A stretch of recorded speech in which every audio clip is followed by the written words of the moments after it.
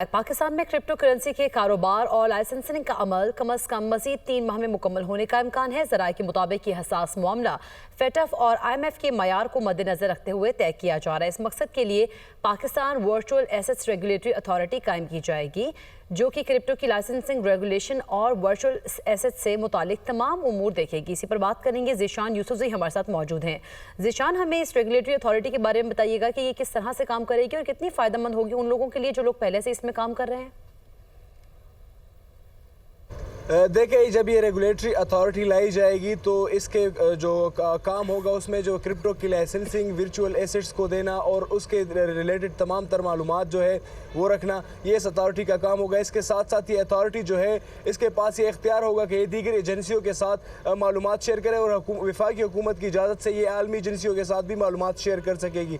इसके साथ साथ ये जो अथॉरिटी कायम की जाएगी तो ये जो इसमें जितने सारिफीन होंगे, जितने लाइसेंस याफ्ता लोग होंगे, तो उनका ट्रैक रिकॉर्ड रखा जाएगा, उनके ट्रांजैक्शंस पर भी नज़र रखी जाएगी ताकि मनी लॉन्ड्रिंग को रोका जा सके। और ये अथॉरिटी जो है ये फेटफ और जो IMF है उसके कवानीन और स्टैंडर्ड्स के मुताबिक काम करेगी। और ज़राए ने बताया है कि इसको 3 माह का वक्त इसीलिए ही दरकार है कि जो फेटफ है या दीगर आलमी मालियाती इदारे हैं उनके स्टैंडर्ड्स को मद्देनज़र रखा जाए ताकि पाकिस्तान के लिए आलमी सतह पर कोई जो मसाइल है मालियाती तौर पर वो क्रिएट ना हो। इसके साथ साथ ज़राए ने यह भी कन्फर्म किया है कि जो दुनिया भर में जहां पर जो क्रिप्टो है उसका काम हो रहा है या लीगल किया जा रहा है तो उनके साथ पाकिस्तान के मामलात जारी है और पाकिस्तान उनको साथ मालूमात शेयर कर रहा है और उनसे मशवरा भी ले रहा है। और ये तमाम तर सूरत हाल जो है इस पे थोड़ा सा वक्त इसलिए दरकार है क्योंकि हसास मामला है। ताहम ये जो अथॉरिटी कायम की जाएगी ये रोज़मर्रा के मामलात देखेगी और इसमें मुख्तलिफ डिपार्टमेंट्स के लोग होंगे। इसमें चेयरमैन